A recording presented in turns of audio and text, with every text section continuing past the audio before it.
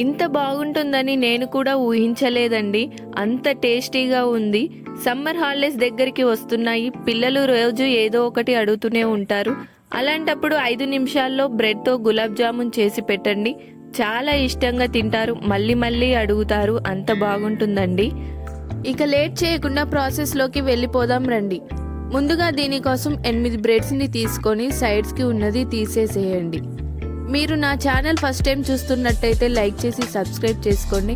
అలాగే బెల్ ఐకాన్ని ఆన్లో పెట్టుకోండి. నేను పెట్టే వీడియోస్ అన్నీ వెంటనే వస్తాయి. చూడండి, చూపిస్తున్న విధంగా బ్రెడ్స్ అన్నిటికీ బ్రౌన్గా ఉన్నది తీసేసి పక్కన పెట్టుకోండి. ఈ బ్రౌన్గా తీసేసిన బ్రెడ్ని మీరు వేరే దేనికైనా వాడుకోవచ్చండి. టీలో అయినా వేసుకోవచ్చు. ఇప్పుడు ఈ బ్రెడ్స్ని చిన్న చిన్న పీసెస్గా కట్ చేసుకోండి. చూడండి, చూపిస్తున్న విధంగా చిన్న చిన్న పీసెస్గా కట్ చేసుకొని ఒక బౌల్లో వేసుకోండి. ఇప్పుడు ఈ బ్రెడ్స్ని డవ్ లాగా చేసుకుందామండి.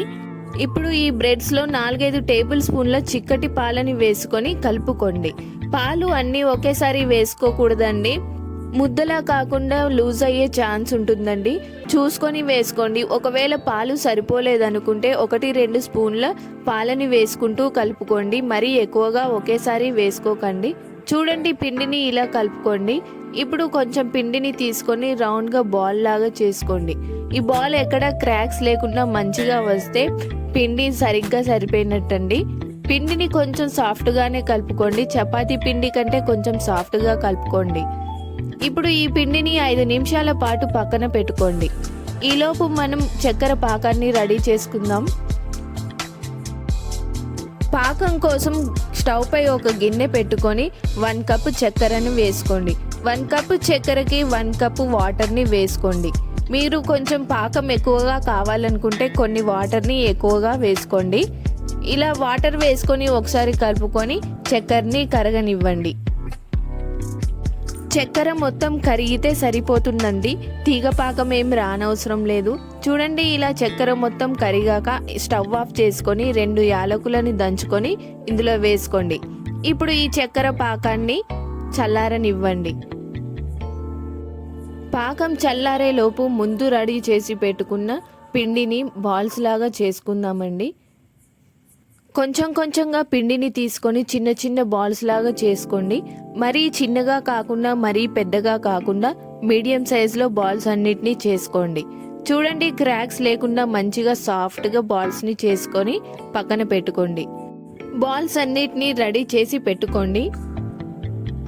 ఇప్పుడు ఈ బాల్స్ అన్నిటినీ డీప్ ఫ్రై చేసుకుందామండి.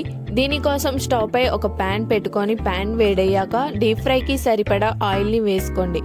ఆయిల్ వేడయ్యాక ముందు రెడీ చేసి పెట్టుకున్న బాల్స్ అన్నిటిని వేసుకోండి. వీటిని వెంటనే కదిలించకండి.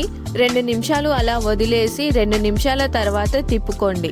చూడండి, 2 నిమిషాల తర్వాత బాల్స్ని తిప్పుకొని చూద్దాం. కొంచెం లైట్గా బ్రౌన్ కలర్లో అయ్యాయి. ఇలా అయ్యాక బాల్స్ అన్నిటినీ మరొక సైడ్ తిప్పుకోండి. చూడండి, లైట్గా గోల్డెన్ బ్రౌన్లోకి వస్తున్నాయి. ఈ టైంలో బాల్స్ని తిప్పుకుంటూ ఫ్రై చేసుకోండి. లేదంటే ఒక సైడ్ మాడిపోతుంది, మరొక సైడ్ కాలదండి. చూడండి, చూపిస్తున్న విధంగా గోల్డెన్ బ్రౌన్ కలర్లోకి వచ్చే వరకు తిప్పుకుంటూ ఫ్రై చేసుకోండి. ఇలా గోల్డెన్ బ్రౌన్ కలర్లోకి వచ్చాక పాకం గోరువెచ్చగా ఉండాలండి. గోరువెచ్చటి పాకంలో వెంటనే బాల్స్ అన్నిటినీ వేసుకొని ఒక 2 గంటల పాటు నాననివ్వండి. 2 గంటల తర్వాత సర్వ్ చేసుకుంటే మనకి గులాబ్ జామున్ రెడీ అయిందండి. చూడండి, 2 గంటల తర్వాత ఎంత చక్కగా ఉబ్బిందో. ఇప్పుడు వీటిని కట్ చేసి చూద్దాం. వావ్, చూస్తుంటూనే నోరు ఊరిపోతుందండి. మా బాబు అయితే అస్సలు ఆగడం లేదు. వీడియోలో అర్థమైపోతుంది.